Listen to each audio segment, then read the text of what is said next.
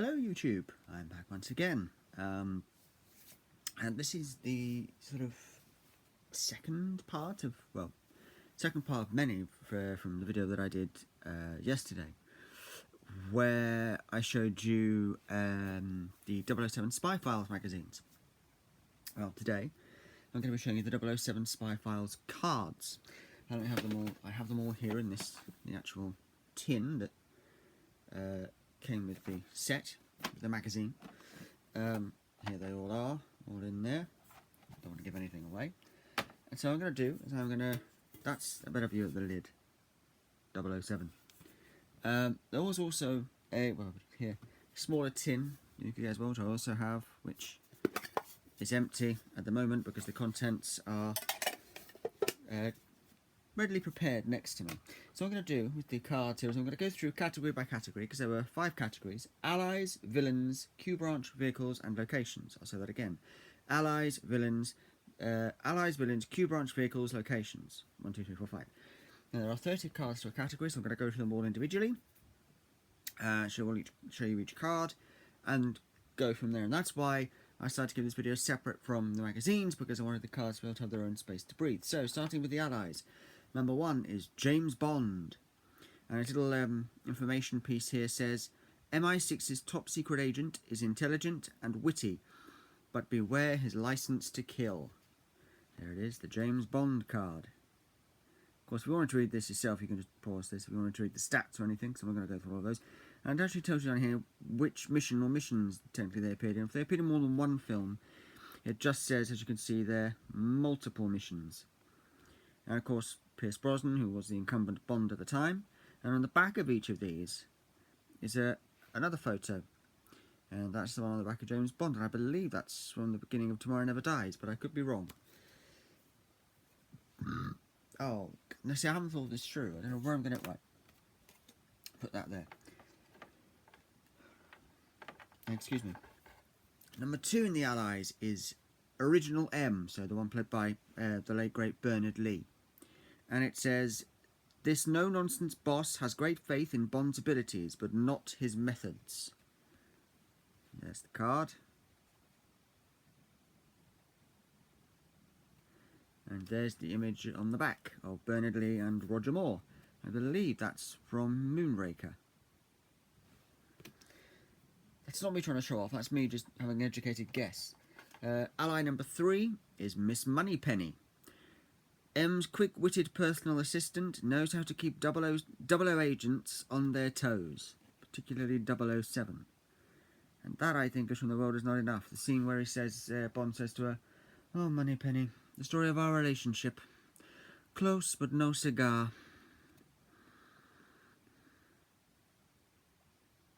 Or was that Die Another Day? No, I think it's World Is Not Enough.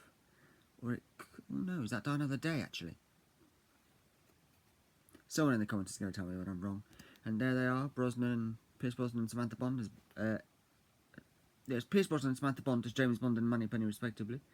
I think that must be from Goldeneye.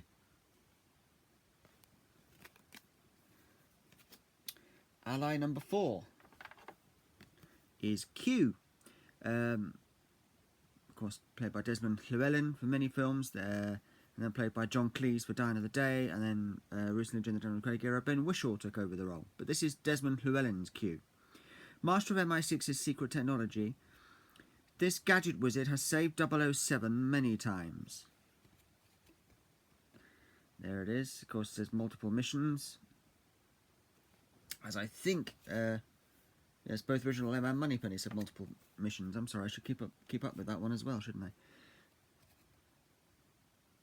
And then the image on the back is of Desmond Llewellyn from, I believe, that is The World Is Not Enough, which was his last film. I was trying to teach you 2 things, 007. First, never let them see you bleed. And the second, always have an escape plan. Ally number 5 is Felix Leiter. This CIA agent often assists Bond. 007 is even best man at his wedding. And again, excuse me, he appeared in multiple missions. There's the card. And the image on the back, get it the right way up, is just a big image of Felix Leiter. I would highly recommend this collection to anyone. I mean, the magazines are, I suppose, a niche thing. If you want to collect those, go for it. But the cards, especially, I would recommend to any Bond fan, young or old. Ally number 6 is Honey Rider. Underneath the mango tree, me honey. A beautiful shell collector who proves an invaluable ally in tracking down Dr. No. And of course, she's the first one to just have a single mission named there, and it is, of course, Dr. No.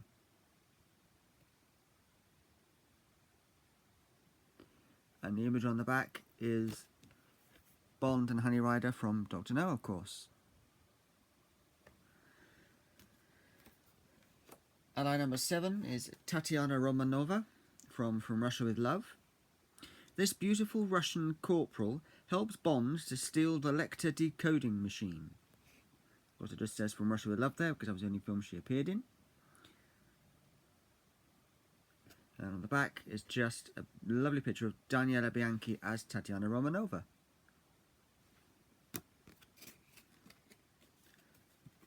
Excuse me.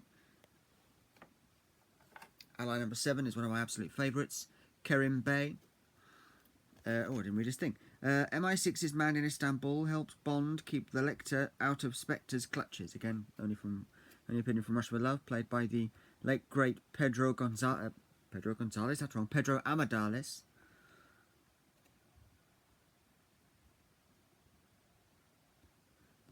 And there on the back is Sean Connery and Pedro Amadales as Bond and Kerim Bey. I believe that's in Station T. They're looking at some blueprints. Next up, ally number 9 is Pussy Galore. Judo expert and flying ace joins Bond to halt Auric Goldfinger's attack on Fort Knox. And of course it says Goldfinger in the missions thing because that was the only film she appeared in. And then on the back, it's just a big picture of Pussy Galore.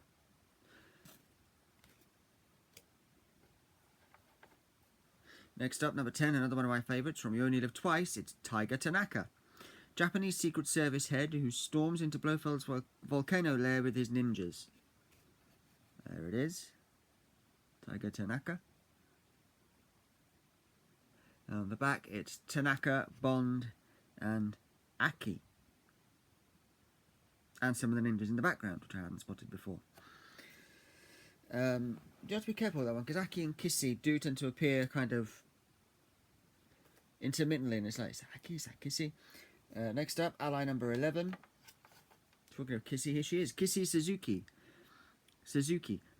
A dutiful Japanese agent who pretends to marry 007 to investigate Spectre. Of course, she only appeared in You Only Live Twice. There she is, Kissy Suzuki.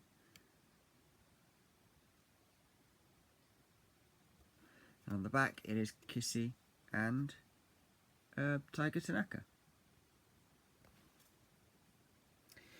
Next up, ally number 12, another one of my favourites, is Tracy DiVincenzo, fast-living heiress who marries 007 after helping him pursue Ernst Stavro Blofeld. And of course, she only appeared in On Her Majesty's Secret Service, played, of course, by the amazing Diana Rigg. And the back of the card is Diana Rigg as Tracy and George Lazenby as Bond, one of the very few images we get of Lazenby throughout this whole Spy Files collection, both the magazines and the cards. I seem to have done Lazenby a bit of a disservice in this collection, because he doesn't get a front... He appears in images in some of the magazines, he appears as images in some of them, but he doesn't have a front cover, and that's probably, I think, that's the only card he actually appears on. So, next up, ally number 13 is Solitaire from Live and Let Die. An unwilling ally to Dr. Kananga, this mysterious beauty can see into the future. There she is, Solitaire. Of course, it just says Live and Let Die down here. If I can get my finger in the right place. And on the back is an image of Solitaire holding the Joker tarot card.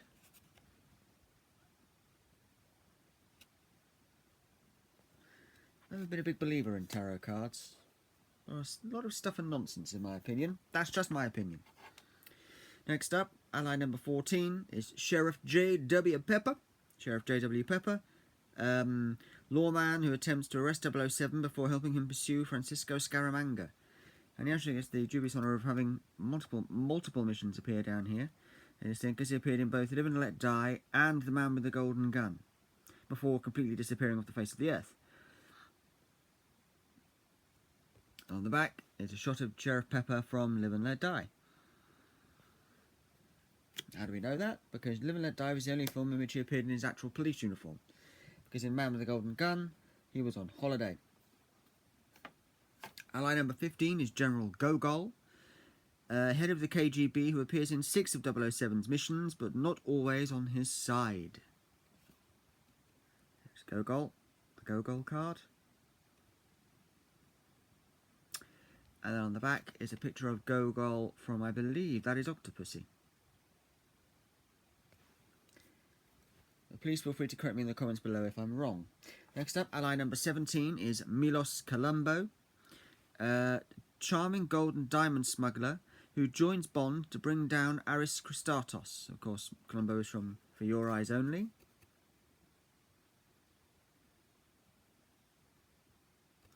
On the back, rather cheerful looking Colombo.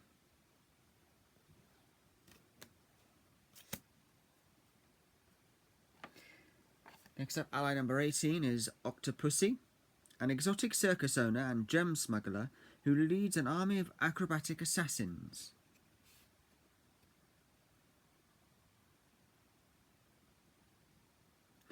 And on the back is a picture of her and some of those acrobatic assassins. Ally number 16. Really? We're only at 16? Wait. Hold on. Something's gone wrong here. 15. And it goes straight to 17. I've got these out of order. I'm so sorry. Right, we're just going to jump back a little bit here to do one I should have done a minute ago, which is ally number 16. Anya Amasova. Top KGB agent Triple X plans to kill 007 but ends up helping him battle Stromberg. She is, of course, from The Spy Who Loved Me, Anya Amasova. And on the back is her and Bond. I'm so sorry. How did I get these out of order? I must have been fiddling around with them during what I call my blocking out process. And, yeah, not like that, right. So we've just done Octopussy, didn't we, before? So now we get back on track, back on number order with Octopussy was number 18, so back on track with number 19 is General Pushkin, of course played by John Rhys Davies, KGB chief who teams up with 007 to fake his death and fool rebel Georgy Koskov. And there is General Pushkin. We'll work out front of the card, and the image on the back of the card is in fact a shot from that scene where Pushkin fakes his death in The Living Daylights. So, yeah. Oops. I dropped that there. I did drop that there. Right. Ally number 20 is Cameron Shah from The Living Daylights, leader of a group of freedom fighters who assists MI6 after 007 rescues him from jail. And on the back of the card is a big image of Cameron Shah.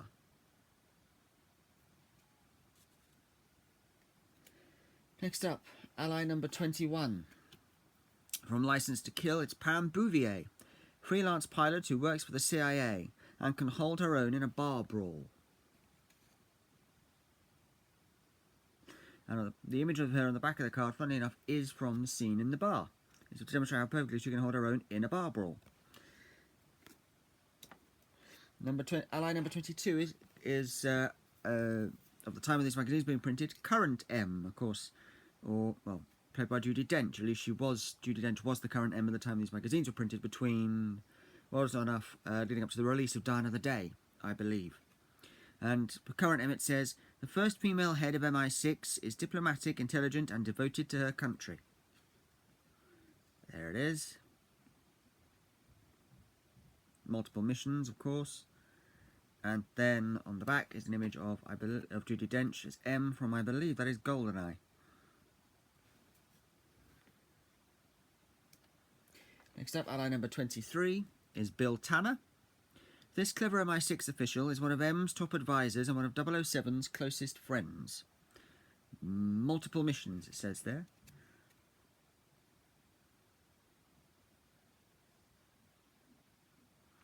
On the back is an image of Tanner and M. Next up, ally number 24 is Jack Wade. Extrovert and resourceful, the CIA agent always enjoys teaming up with Bond. Multiple missions. I believe he appeared in, was it GoldenEye and The World Is Not Enough? Possibly Tomorrow Never Dies? Yeah. At the back in the image is Jack Wade and Bond. Jack Wade in Hawaiian dress and Bond in his naval commander uniform. There you go. Next up, ally number 25, Valentin Zukovsky. Valentin Zukovsky, played by, of course, by the late great Robbie Coltrane, may he rest in peace. This Russian gangster helps 007 on 2 missions, even though Bond once shot him and gave him his limp. And those missions are, of course, GoldenEye and The World Is Not Enough. Which is why it says multiple missions down there. And on the back is a shot of Zukovsky from, I believe that is The World Is Not Enough. Excuse me, just have a quick drink. I'm only going to have a little bit to drink, quite a lot through this. Okay, ally number 26 is Natalia Simonova from GoldenEye. Russian computer programmer who assists Bond after witnessing the GoldenEye theft. Yeah. And on the back, the image is Natalia and Bond diving away from the explosion in the scene with the train. Ally number 27 is Charles Robinson, M's calm and dependable chief of staff who can always be relied upon in a crisis. Multiple missions, I believe he appeared in most of the Pierce Brosnan films. And on the back is a shot of Robinson standing with many other people. Who I couldn't possibly name at this point in time. Ally number 28 is Wei Lin. This acrobatic Chinese agent matches 007 punch for punch when they team up in, of course, Tomorrow Never Dies, which was played by Michelle Yeoh. And there's a great shot of her on the back of the card from towards the end of the film on the stealth boat.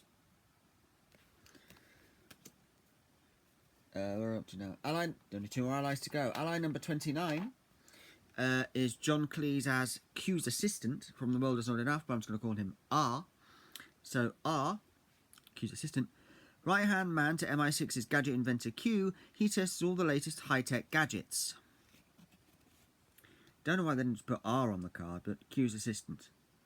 And on the back is a shot of R being sort of suckered into that inflatable jacket pod thing. And the last and final ally, ally number 30, is from The World Is Not Enough again, is Dr. Christmas Jones. This doctor of nuclear physics provides expert help when an atomic bomb is stolen.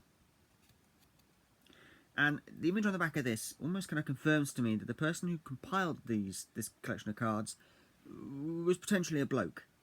Because, yeah, from the one and only scene where she actually gets wet. Yeah. Okay. So that's all of the allies. Oh. And also, I should point out, each section, the tin is divided into 5 different sections, and each one of the sections comes with one of these cards. So this is one that says allies. There's one of these that says villains, Q branch, vehicles, and locations on.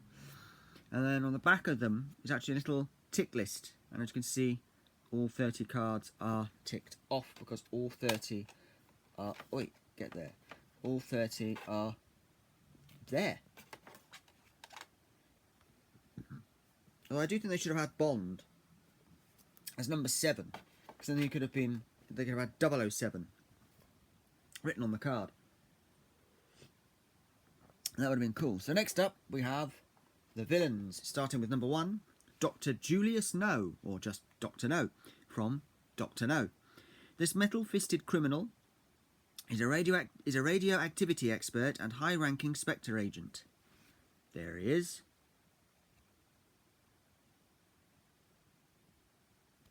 And on the back is a scene of him from the scene in the radio reactor room, the nuclear reactor room, I should say, towards the end of the movie.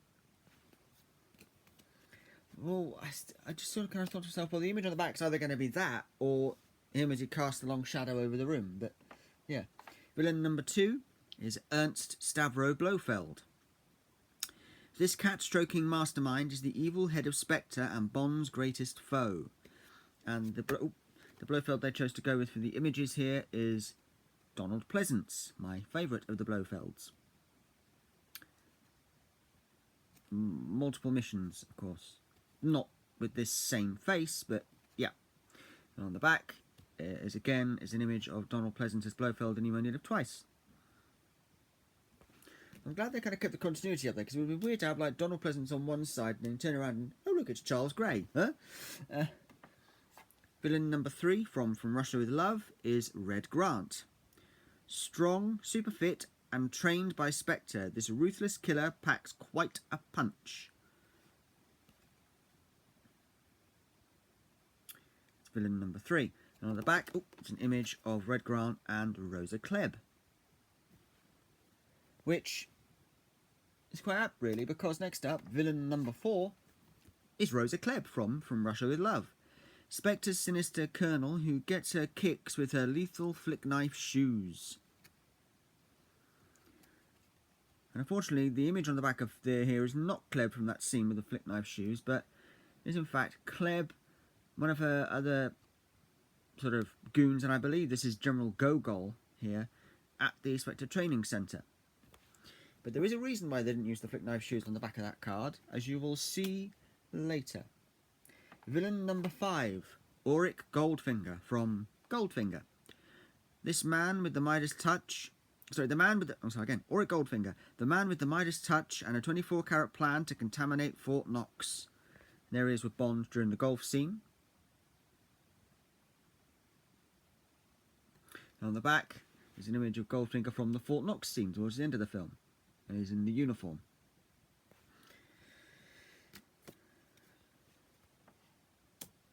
Villain number 6. Goldfinger's right-hand man, Oddjob. Goldfinger's silent but violent right-hand man is armed with a deadly bowler hat. And on the back, the image on the back is Oddjob is being electrified by the metal bars at the end of the movie. Fun little fact about this, actually, this particular sequence. During the filming of this sequence, when the Bond touched the wire to the bars, Harold Sakata, the guy who played Oddjob, actually got burnt from the reaction.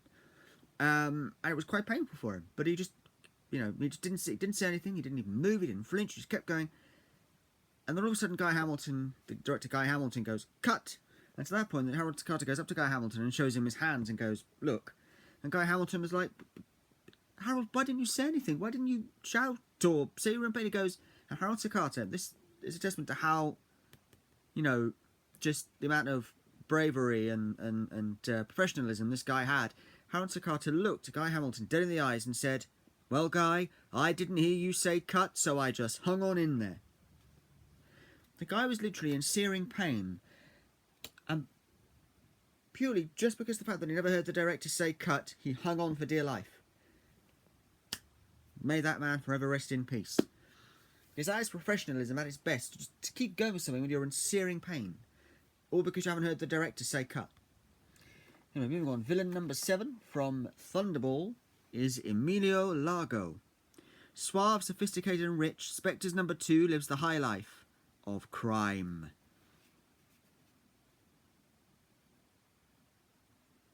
And the image on the back is, strangely, an image I don't actually remember from the film. So I think it was like a publicity image or something, or maybe a scene that was cut. I don't remember this image from the film. If anyone does remember this image from the film, please let me know in the comments below, because I don't.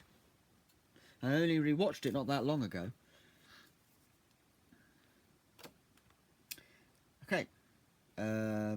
Villain number 8, also from Thunderball. Fiona Volpe. Beautiful red-haired assassin who uses her smouldering looks to ensnare her victims. Thunderball. Fiona Volpe. On the back, it's just a brilliant shot of Fiona Volpe with the blue feather boa. That's the word I'm looking for. Villain number 9, and the only one in here from On Her Majesty's Secret Service, because we already have Blofeld, is Irma Bunt. Blofeld's chief henchwoman gives 007 a frosty reception in the Swiss Alps. Of course, she is from On Her Majesty's Secret Service, because even though she survived that film, she never appeared again.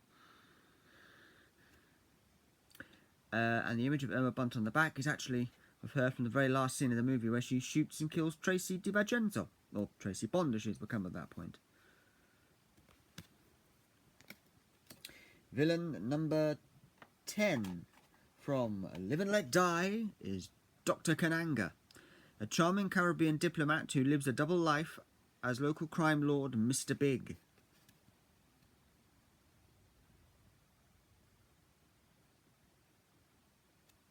And the image on the back is of Kananga basically having a go at Bond while he's tied up with Teehee behind him and Solitaire off in the background.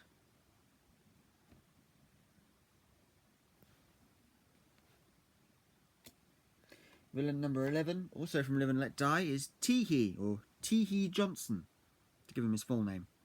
Dr. Kananga's metal-armed henchman tries to get his claw into Bond several times. There he is. And the image on the back is the close-up from the scene where Teehee is going to apparently chop off Bond's finger with his claw. Villain number 12, also from Live and Let Die, the last one from Live and Let Die, Baron Samedi, a mysterious voodoo magician with the ability to come back from the dead. I have to say, I love the image of Baron Samedi they've gone with on the back. Love it. Villain number 13, from The Man with the Golden Gun. It is in fact the Man with the Golden Gun himself, Francisco Scaramanga, played by the late, great Sir Christopher Lee, who was, it's probably well-known knowledge by now, Ian Fleming's cousin.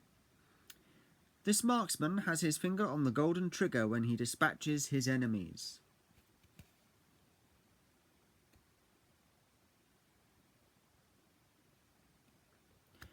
And that's the image they chose to go with on the back. Brilliant image.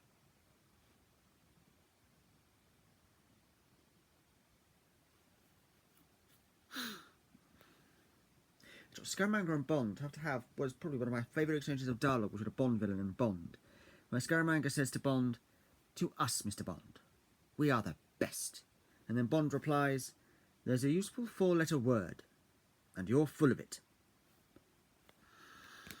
Because we all know what Bond means, which is a very clever way of sneaking in a very close-to-the-knuckle moment without actually having Roger Moore say the word. Villain number 14, also from The Man with the Golden Gun, Scaramanga's right-hand man, although not very tall, Knick-Knack. Knick-Knack, played by the great Earl Villachez. And it says here, what Francisco Scaramanga's henchman lacks in size, he makes up for in mischief.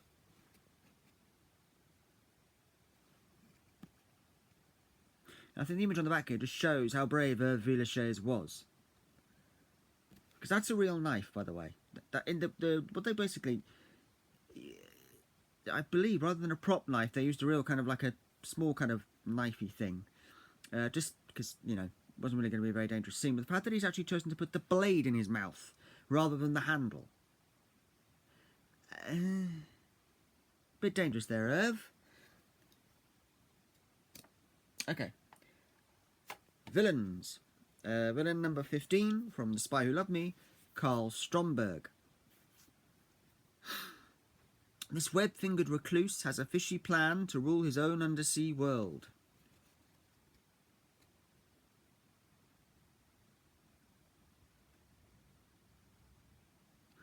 And the image I chose to go on the back is that one. Got a good image actually.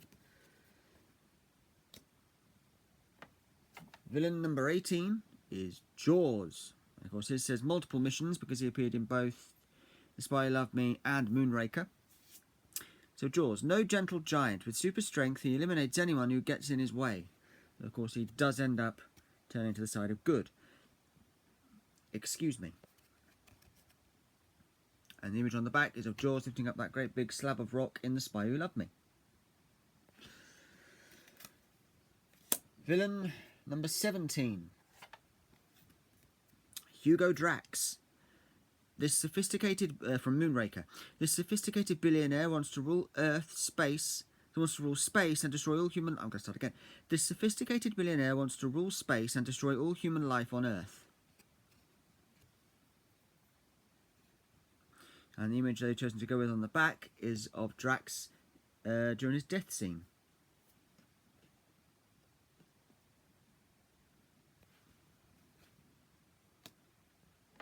Villain number 18 is Aris Christatos from For Your Eyes Only. Double-crossing smuggler who pretends to help MI6 but is really working for the KGB.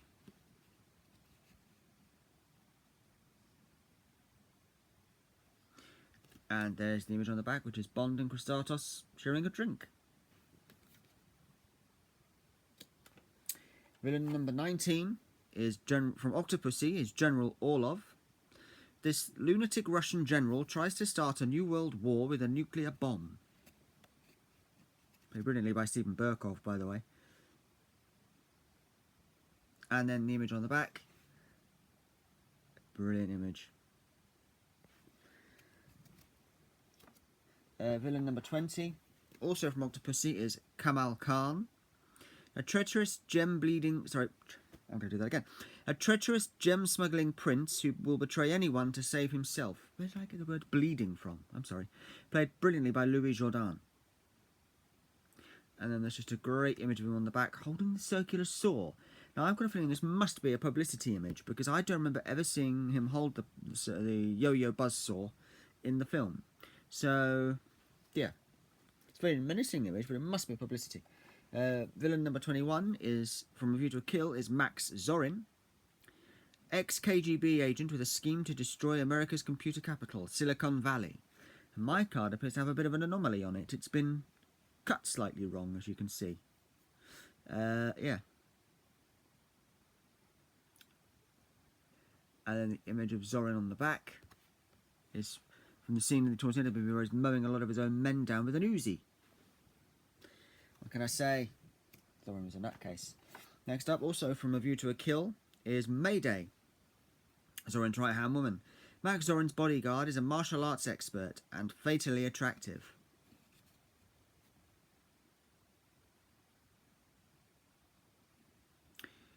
And the image on the back. I'm not sure who that is she's supposed to be lifting up there. Not a clue. Villain number 23 is Georgy Koskov from The Living Daylights. This Soviet general pretends to defect to the West as part of a smuggling scheme.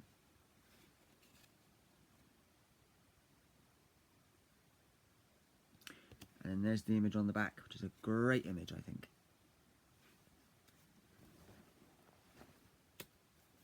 Next up, villain number 24 from License to Kill is Franz Sanchez.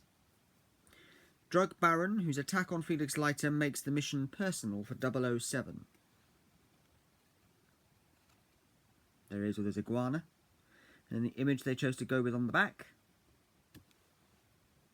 is the image of him with the sword or machete just before Bond sets him ablaze with his lighter. Don't know why I smiled there, but yeah, it's quite an amusing scene. Just like... Villain number 25 from GoldenEye is Alec Trevelyan. Bond's former friend, 006 turns rogue agent to avenge his parents' deaths.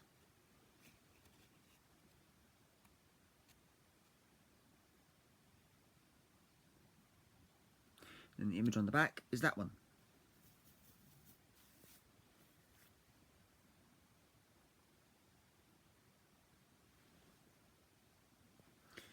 So, next up, villain number 26, also from GoldenEye, Xenia Onatop.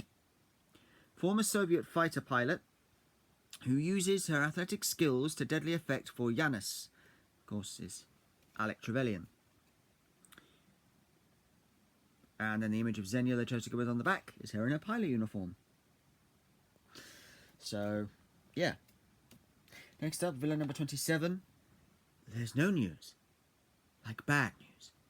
And they'll hear all about it from the Carver Media Group. Okay, enough of the terrible Jonathan Pryce impressions. It's Elliot Carver.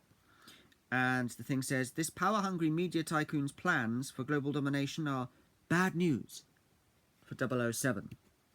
Bad news for 007. And, yep. And then the image on the back is that one. Next up, villain number 28 is Dr. Kaufman, a cold and callous torture expert who is very keen to test his cruel skills on Bond. There's the card. And the image on the back is from the moment in that scene where Bond has finally turned the tables. So, next up, villain number 29, from The World Is Not Enough, it's Elektra King. This beautiful oil heiress murders her father and plans a nuclear catastrophe.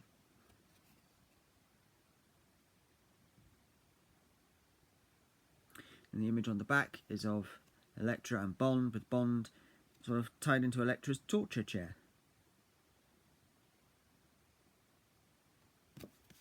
And then finally, for the villains, we have villain number 30, also from The World Is Not Enough. Excuse me. Renard. Due to a bullet lodged in his brain, this cold-blooded terrorist can feel no pain.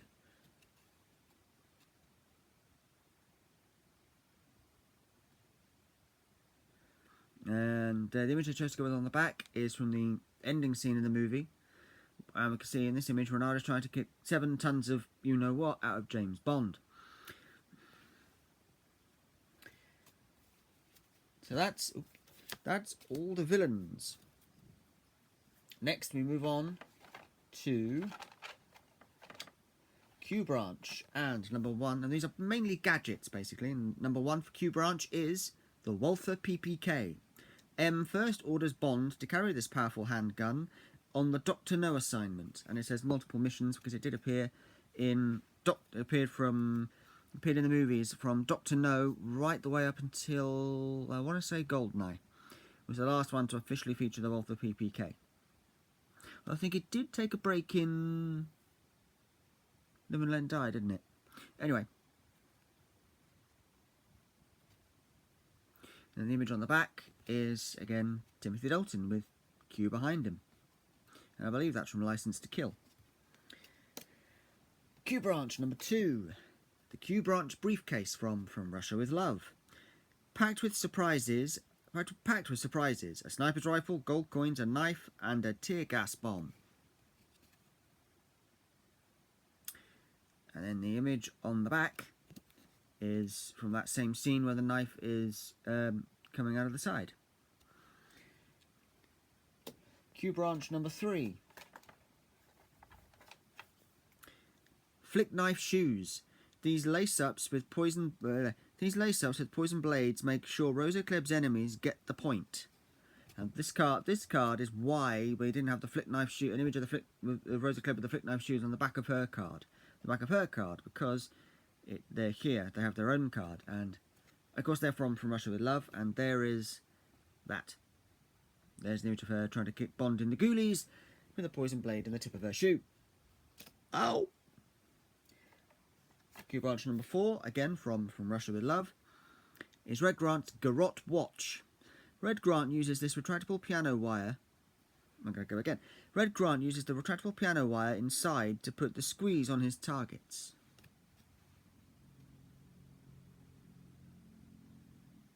And image on the back of the card is him attempting to use the watch on the garrote hidden in his watch on Bond. From the scene on the Orient Express towards the end of the movie. Q Branch number 5. Razor-rimmed bowler hat. Oddjob's headgear has a brim sharp enough to slice through a stone statue.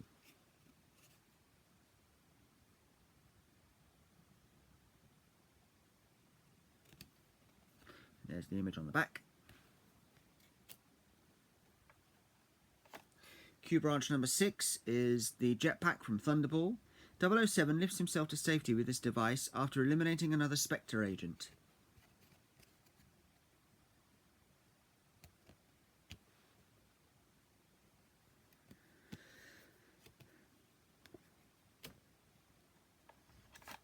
Next up, from On Her Majesty's Secret Service, is the safe cracking copier. This is number 7. This is Q branch card number 7. The safe cracking copier from On Her Majesty's Secret Service, capable of busting open safe doors and then copying the secret documents inside. And this card actually gives us some more images of Lazenby. There's Lazenby's arm, and then an image on the back, of course, has to be Lazenby as Bond using it, or opening the safe, but yeah. So, very few images of Lazenby throughout all of this. Q branch card number 6. Buzzsaw Watch. This timepiece cuts through rope and has a magnet strong enough to deflect bullets. It's from Live and Let Die, by the way. And there's the image on the back. And from now on, I'm maybe not going to... no, we'll carry on doing as I have been. I'm just going to take the cards out of here. So we have the Q branch number 9, the Golden Gun. Francisco Scaramanga's pistol is made from items such as a pen and a cufflink.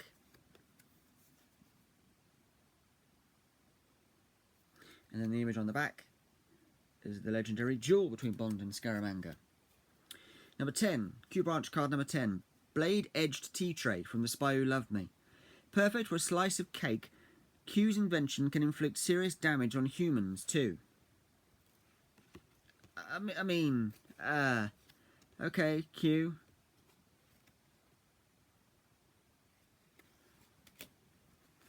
Q branch number 11, Jaws' teeth, or metal fangs as they've called them here, for some unknown reason. Multiple missions these appeared in. Jaws is able to put the bite on his victims with these razor-sharp, deadly dentures.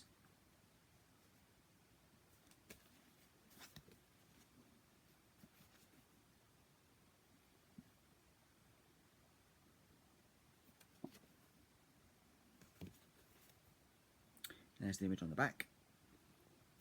Wondering why I've changed styles? It's because I just have. I'm just sort of... My arm's getting a bit... So I thought... My arm's getting a little bit tired of constantly reaching out, so I'll hold them in my hand.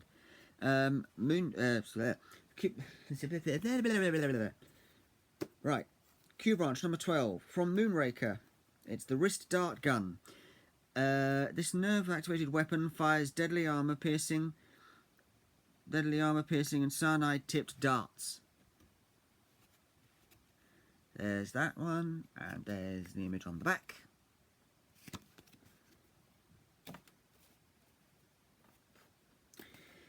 Q branch number 13, Spiked Umbrella. Equipped with water-activated spikes, this will stop anyone singing in the rain. And this is from For Your Eyes Only. And there's the image on the back. Q branch number 14, from Octopussy, the Yo-Yo Buzzsaw. Running along a wire, this deadly disc does more damage the faster it spins. There's the image on the back. Q branch number 15. From Octopussy, the Acid Fountain Pen. One end is filled with metal eating acid, the other has a secret listening device.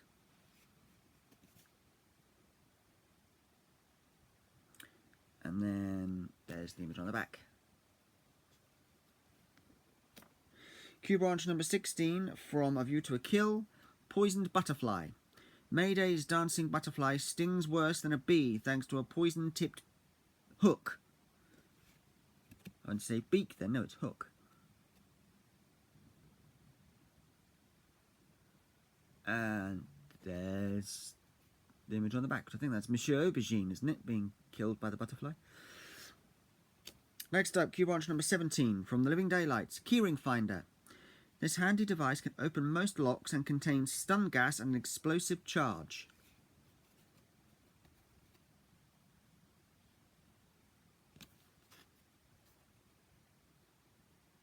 That's the image on the back. Okay, Q branch number 18. From The Living Daylights again, the Exploding Bottles. Who better to deliver these explosive bottle bombs than a murderous milkman?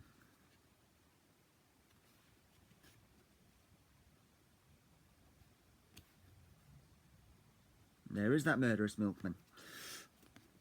Next up, Q Branch number 19, again from the Living Daylights, the Ghetto Blaster.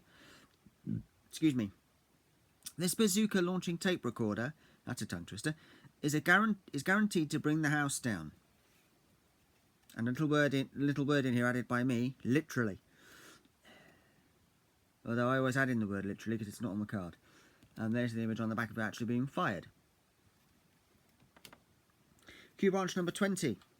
From License to Kill, explosive toothpaste. Squeeze with care. This Q Branch tube is packed full with plastic explosive.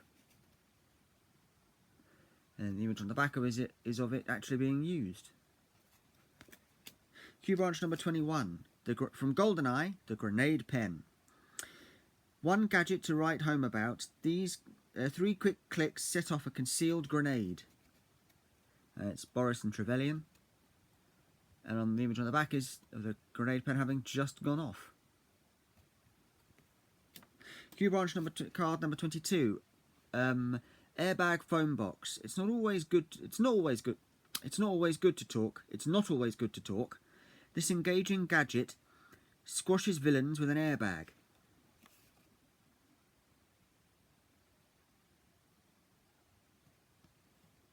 And there's the image on the back. God, who remembers phone boxes? Yes, I am old enough to remember them. Being as I am a baby of the 1990s. So many things I remember. VHS, phone boxes. Anyway, Q Branch card number 23. Number 23. Also from GoldenEye. Plaster cast missile. Get your foot in the enemy's door with this concealed missile launcher from Q Branch. And then again, the image on the back is of the little rocket being fired, or the missile having just been fired from that, just having gone off. Q Branch card number 24. Laser watch, also from GoldenEye. Bond derails Alec Trevelyan's plans thanks to a laser beam that can cut through metal.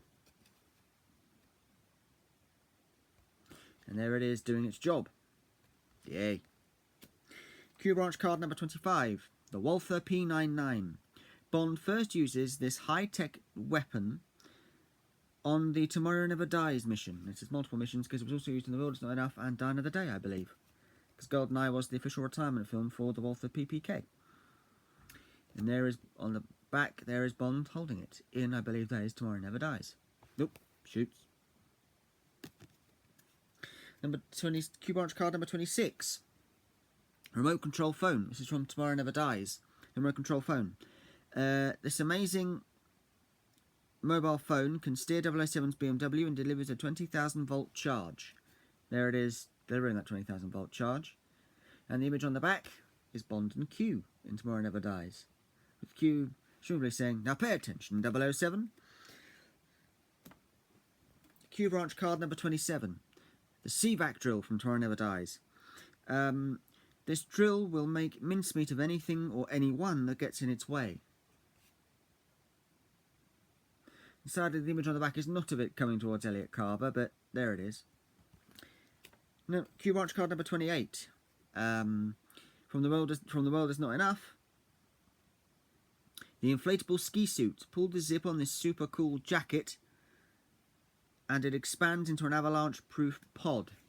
There it is on the front, as you can see from the outside.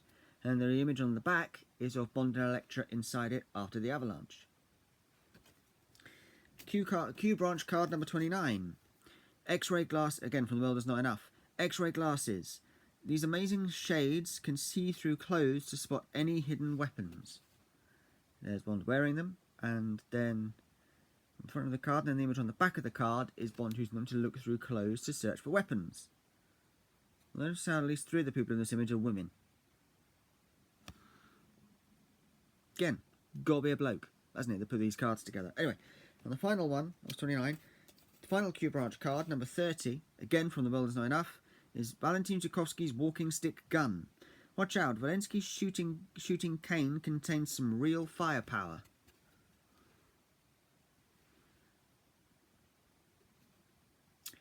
And then that's the image on the front, and then the image on the back is Zukovsky preparing to fire it in order to release Bond. So that's the Q branch cards. Can you believe there's still 60 more of these we've got to get through? Next up, we have the vehicles. Vehicle number 1 from Dr. No is the Dragon Tank.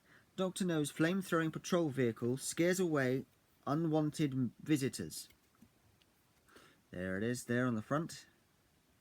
And the image of it on the back is of it just getting ready to do for poor Quarrel down here. Vehicle number 2. The Aston Martin DB5. Obviously, multiple missions. The classic Bondmobile. The DB5 comes with machine guns and an ejector seat. And there's the image on the back.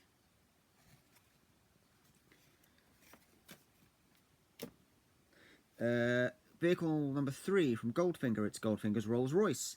This 1930s classic car is secretly used by Auric Goldfinger to smuggle gold bullion.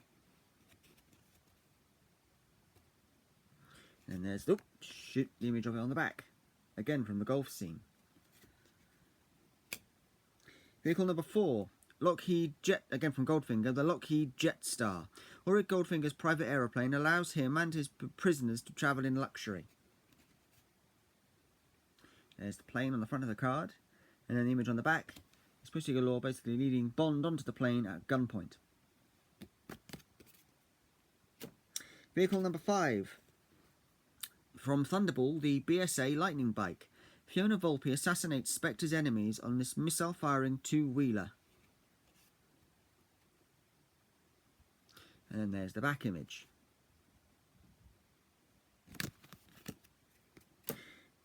Vehicle number 6 from Thunderball, the Disco Volante, or Volante. Emilio Largo's luxury pleasure cruiser becomes a hydrofoil for high-speed exits. There's the front with Largo about to kill Bond, of course, before Bond turns the tables. And on the back, we see it transforming into the hydrofoil, or basically, it goes from being a big boat to being a little boat to get away really quickly. Vehicle number 7, Little Nelly from You Only Live Twice. This mini auto gyro with rocket launchers and flame guns can fit into 4 suitcases. And then the image on the back is of Connery flying Little Nelly. Vehicle number 8, Bird 1 from You Only Live Twice. Built to capture spacecraft, Ernst Stavro Blofeld hopes this rocket will cause a war. And the image of it on the back is of it docked in Blofeld's lair. Number 9. Vehicle number 9. The Bartho sub from Diamonds Are Forever. Ernst Stavro Blofeld's mini-sub is kept on the Barja oil rig ready for a discreet retreat.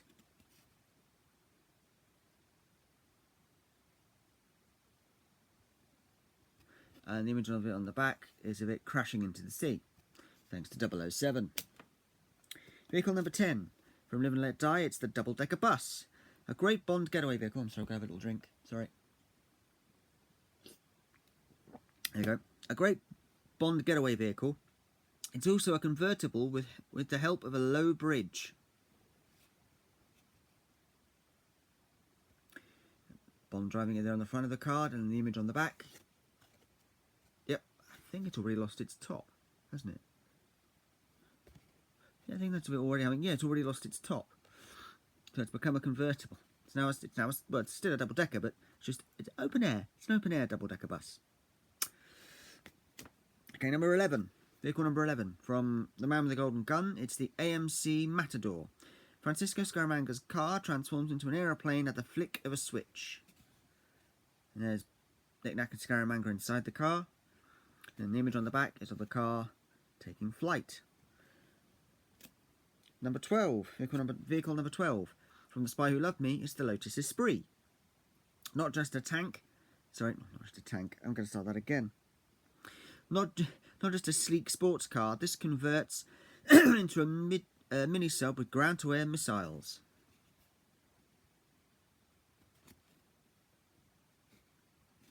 I did read that right. And then on the back we have an image of it crashing into the sea. albeit deliberately. Number 13. Vehicle number 13. The Liparis, again from The Spy Who Loved Me. Carl Stromberg's supertanker has an appetite for swallowing submarines. And the image on the back is of that massive sort of the inside of it from the end of the movie. Vehicle number 14 from Moonraker. The speedboat Gondola. Looks like a simple Italian canal boat, but a secret motor turns it into a hovercraft.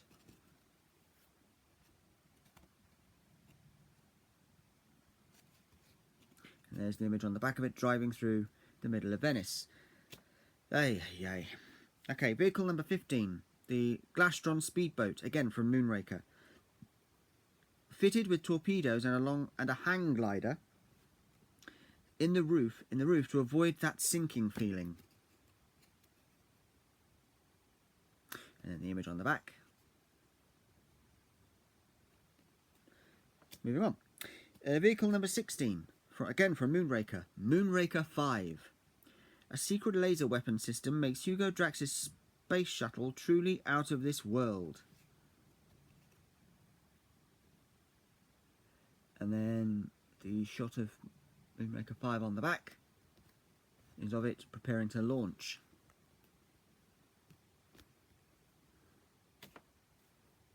Vehicle number 17.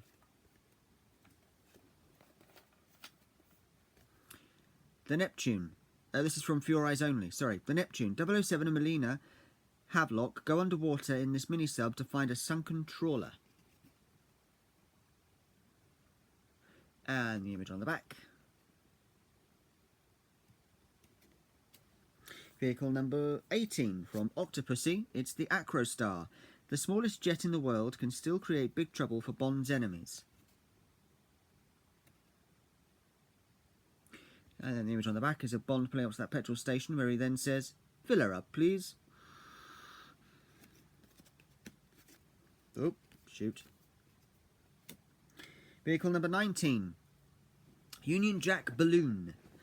Q's from Octopussy, again. Q's balloon with TV monitors and video cameras is more than just a lot of hot air. Love that image on the front of the card. And the image on the back is Bond and Q in the balloon. Bond not looking too pleased. Vehicle number 20. Zorin Industries airship, or Zorin's blimp. A view to a kill. Max Zorin hides this airship in a trailer to carry him away from his exploding bomb. Then the image on the back basically takes that thing and throws it all out the window because there's the airship itself blowing up. Okay, vehicle number 21. From the Living Daylights, that was from A View to a Kill, by the way. The airship. From the Living Daylights, it's the Aston Martin Volante. 007's car has spiked tyres for extra grip, a jet engine, laser beam cuffers, and missiles. Cutters, sorry, laser beam cutters. Cuffers? What the hell's a cuffer? And the image on the back is of it just having come out of that shed that then blows up. Vehicle number 22 from GoldenEye is the BMW Z3 Roadster. Ideal for a Caribbean spin, this sports car includes missiles and ejector seat, none of which do we get to see being used because he hands the car off to Jack Wade and gets on a helicopter. Where was the point of the car even being in the damn movie? And the image on the back is of Bond and Natalia getting out of it.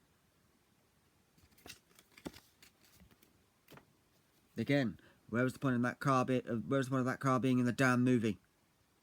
Moving on, vehicle number 23, also from GoldenEye, the Russian tank. As enemy agents close in, 007 finds little stands in the way of this monster vehicle. And then the image of it on the back is of it destroying what looks like a car. Vehicle number 24 from GoldenEye, again, is the ICBM carrier train. With armour plating and a helipad, Alec Trevelyan's train runs, no matter what. And then there's the image of it on the back, with a helicopter above it. Vehicle number 25. BMW 750iL, fitted with a 20,000 volt defense system, remote control and reinflatable tyres.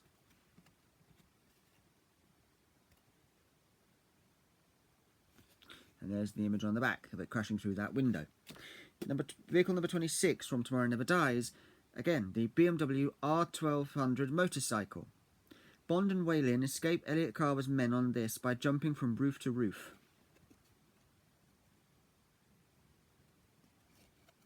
Oh, sorry, the image goes that way, on the back.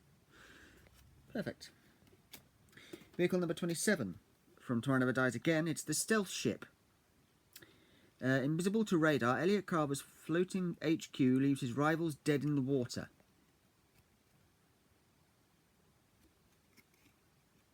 Bond and Wei-Lin haven't got on board it on the back there. Vehicle number 28 from The World Is Not Enough. It's the Q-boat.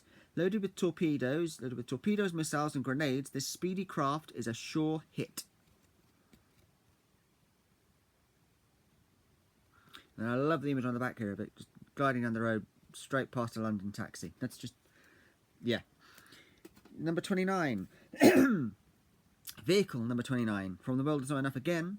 The BMW Z8.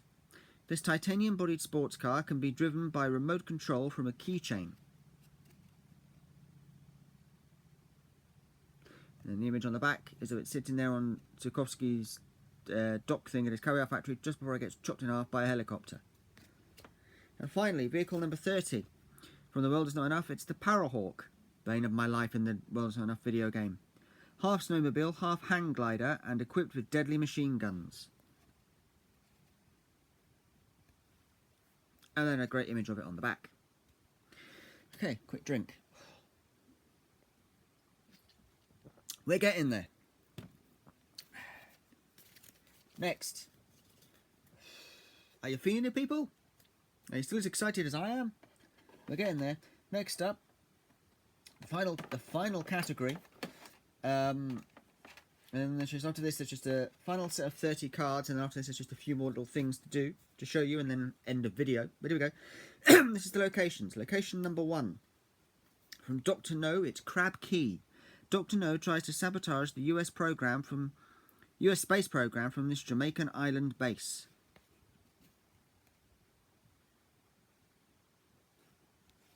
And there's the image on the back. Location number 2 from Russia with Love is the Spectre Training School, where deadly assassins like Red Grant learn lethal skills to terrorize the world. Sorry. Tried something like a hair or something on my tongue then. It's gone now. Yep, and then there's the image on the back. The flamethrower. Location number 3 from Goldfinger is Auric Enterprises. Goldfinger's factory has a laser which can cut through metal and British agents. And on the back is the image of that famous scene. The scene where where Bond says, "Do you expect me to talk?" And Goldfinger says, "No, Mr. Bond, I expect you to die." Sorry about all these dodgy impressions, but yep, there we go. Okay, location number 4. Fort Knox, again from Goldfinger, where the entire US gold reserve is stored, a tempting target for Auric Goldfinger.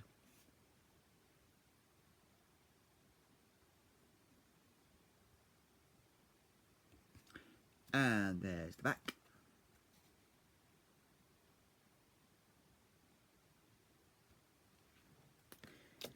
Next up, location number 5 from Thunderball, Shrublands, which is the health retreat Bond is sent to. Bond recovers at this health spa, unaware another resident is a Spectre agent. There it is on the front, the actual outside of the building, and then on the reverse side of the card, the back of the card, is Bond, and I've just forgotten the name of that nurse lady kind of character, but yes, her. Okay, next up, location number 6 from Thunderball, Palmyra. The luxury estate, again from Thunderball I should say, the luxury estate in the Bahamas, which is home to Emilio Largo and his pet sharks. There's Largo there on the front, standing by the shark pool in the background there. And then the image on the back is Bond and Largo during the scene where they do the shooting thing. Location number 7. From You Only Live Twice, the volcano lair. Ernst Stavro Blofeld attempts to start a Third World War from this Japanese HQ.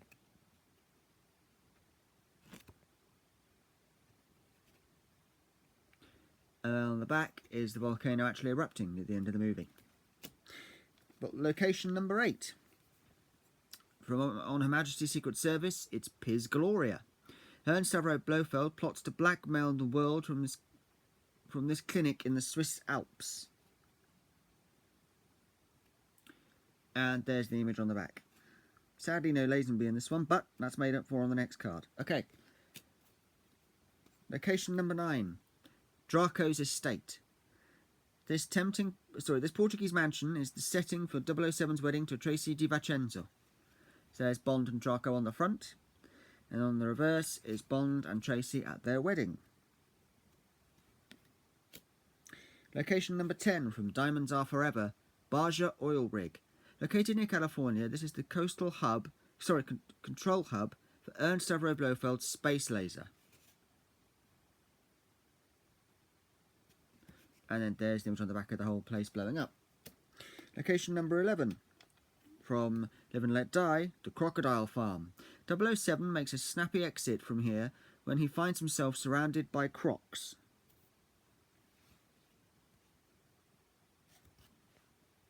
Yeah. And on the back, rather than showing a still from that particular stunt, it's just Teehee preparing to feed the crocodiles, I believe. Next up, location number 12 from Live and Let Die, Dr. Kananga's lair. Excuse me. Oh. A lift hidden under a gravestone provides access to this hideaway on San Monique. And the image on the back is of the final fight between Bond and Kananga. Next up, location number 13.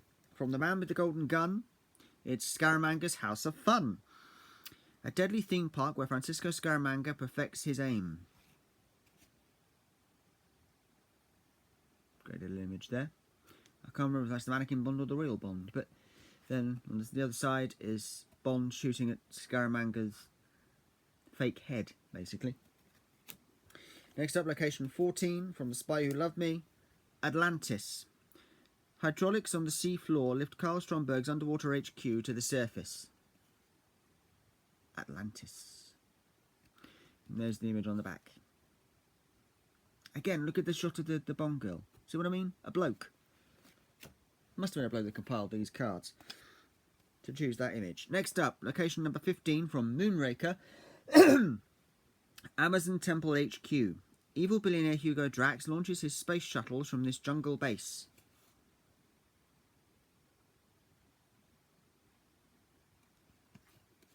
Oh, sorry. Jaws and Bond on the back. Location number 16. Space Station. Again from Moonraker. Space Station. The home of Hugo Drax's master race includes a special radar jamming device. And the back of this card features Bond in a fight with one of Drax's men. Okay, location number 17. From For Your Eyes Only, St. Cyril's Monastery. Expert climbing skills are needed to reach this hideaway in the Greek mountains. Excuse me. And the back of the card is Bond climbing up to St. Cyril's. Location number 18. From Octopussy, it's the Monsoon Palace. This glamorous home of the corrupt Prince Kamal Khan... Sorry, the glamorous home of the corrupt Prince Kamal Khan, where 007 is held prisoner. And the back of the card is from the elephant scene.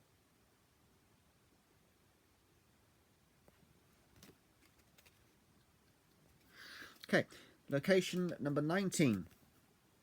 From A View to a Kill, the Eiffel Tower. Bond chases Mayday up this famous landmark until she parachutes to safety. And there's Bond chasing Mayday. And then on the back of the card is Mayday parachuting away with her famous black and yellow sort of B-stripe parachute. Location number 20. from a view to a kill, the Golden Gate Bridge. High above San Francisco Bay, Bond battles Max Zorin in a fight to the death. There it is, going over the Golden Gate Bridge, the airship, and on the back is Max and, I'm assuming that's Zorin and Bond fighting. Whoops, nearly dropped it.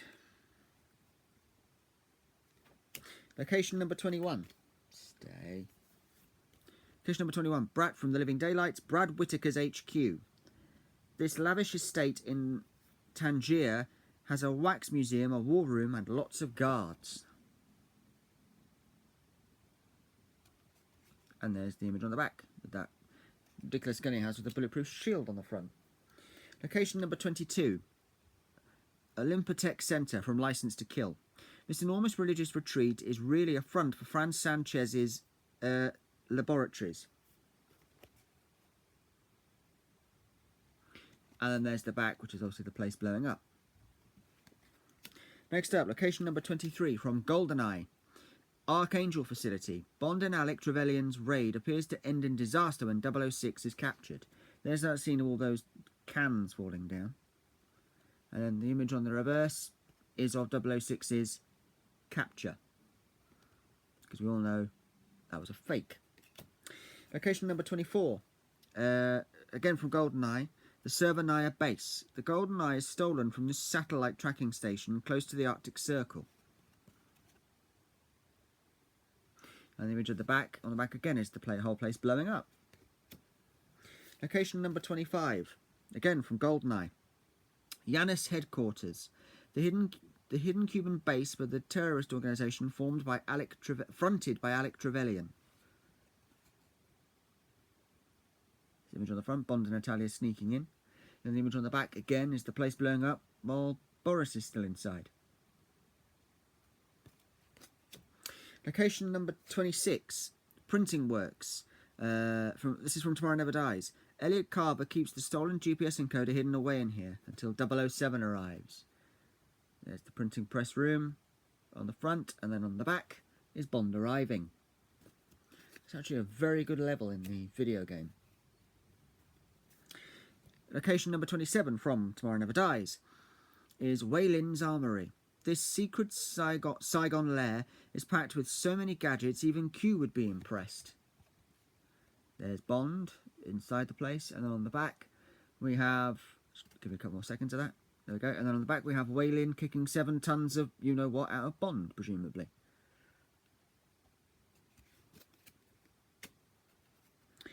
Location number 28, we're almost there, people. Caviar from The World Is Not Enough, it's Zukovsky's Caviar Factory. Former KGB agent Zukovsky uses this as a front for his underworld criminal dealings. There you go.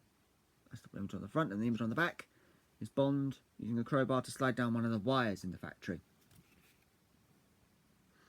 Okay.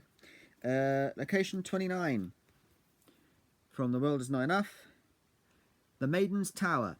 The Turkish lighthouse where Electra King imprisons M and attempts to torture Bond. There's M in the prison cell on the front. And then on the back is that scene again with Bond in the torture chair that we saw on one of the other cards earlier on. I believe it was Electra's card, actually. And then the last location, location number 30, seen in multiple missions, basically seen in every James Bond film, in some form or another, is MI6 headquarters. A bomb creates chaos at this London base, during the World Is Not Enough mission. Multiple missions, and there's Judi Dench and Pierce Brosnan as Bond and M inside there, and then on the back is a scene of that bomb going off in The World Is Not Enough. And that's all the location cards. Just a few more little bits to show you. There are also some shiny cards called Joker cards, and I have a couple of these. The first one is Allies, an Allies Joker card. It says says dropping in to help. Bond has no trouble finding allies willing to take the plunge for mission success. And that is Bond and Wei Lin in Tomorrow Never Dies. And the back of these, by the way, just has that image on the back. So, yep. Villain's Joker card says, Double Jeopardy. I've actually got two of this one, but so I'm just going to show you the one. Double Jeopardy. A solo assassin is bad enough, but two working together means double trouble. And it's Mr. Wint and Mr. Kidd.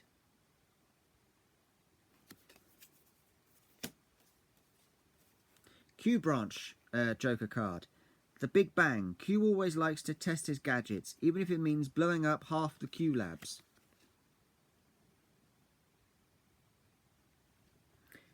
Another Q Branch Joker card. Lab locations. Whatever country Bond travels to, there is usually a Q lab full of gadgets nearby.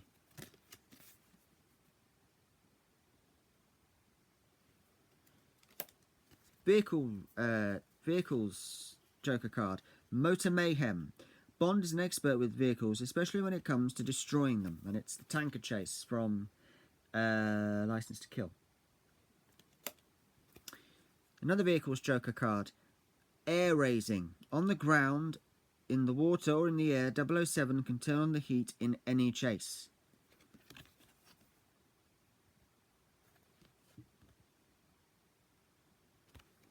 And the last of the Joker cards I have is for locations, and it says Snow-Go area. 007 often relies on his superior skiing skills and always has a blast on the slopes. So that's those. I'll put those back in the small tin now. Where did I put the small tin? Oh, over here. In they go. Okay, so next up from the small tin, I actually have this card with the rules of the game on. So these are the rules. As you can see, it says card game rules. These are the rules to the card game. First, select a set of your cards, so a category. Vehicles, locations, Q Branch allies or villains. You don't need a complete set, but each player must have at least 4 cards. Next, everyone decides how to play their cards. Check your hand and put your cards in any order you like, but choose carefully. Once the game starts, you can't change that order. Keep your choice secret. If you've been dealt a silver Joker card, remove it from your hand and keep it safe. Jokers win all the cards from a round, but you can only use them once in a game. Then the Joker must be taken out until the next game. Hold your cards face up, making sure no one else can see them. The player to the left of the dealer begins by choosing a category from his or her top card. Everyone reads out the score on their card for that category. The player with the highest score wins all the cards from that round and places them at the bottom of their pile. They then choose the category for the next round. If 2 or more cards share the highest value, all the cards are placed in the middle. The same player chooses another category from his or her next card, and whoever wins the next round collects all the cards in the middle too. If you run out of cards, you're out of the game. The winner is the player who collects all the cards. Don't those rules sound familiar? Well, if they do, then congratulations, you're a very clever person, because they're actually the rules to Top Trumps. So this was basically Top Trumps, kind of before Top Trumps, maybe? And the last thing that I have to show you is these. These are the 007 Spy Files decoding lenses. I'm not going to show you how they work, because the magazines are on the other side of the room, but basically, when you were looking through the magazines, whenever you saw that little symbol of a gun, you would take one of these lenses, depending on what you saw. There's a blue and yellow one. These aren't going to show up terribly well, but I'll try my best. So there we go, there's a blue and yellow one. As you can see, blue and yellow. So if the thing looks blue and yellow, then you put that over it. There's a red and green one, which again, if the thing looks red and green, you put this over it. And finally, there's just like a plain kind of black one, which if the puzzle looks plainly kind of a plainly black colour, you put this one over it. And what they do is they actually reveal hidden messages. So yeah, they're actually quite a cool little thing, and they actually come in this rather handy little... I put those in the wrong order. No, I haven't. Just looks like I have. They actually come in this rather handy little cardboard sleeve. So it just slips into the little tin. When you have it the right way up, it does anyhow. Oops, I've got them in there the wrong way around. Hold on.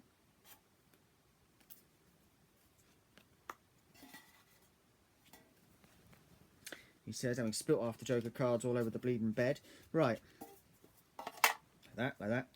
And this just slips into this little tin, as you can see. I'll have the tin here for you. See? Slips in there very nicely. The Allies thing goes back in here. The lid goes back on here. The lid goes back on there. And I now say, if you made it this far into the video, sorry, quick drink. If you managed to make it all the way to the end of the video, to this point here, the end of the video, then thank you very much for staying with me until the end and spending a good hour of your life with me. And until next time, like what you like, love who you love, be kind to one another, be nice to one another, take it easy, look after yourselves, and I'll see you in the next video.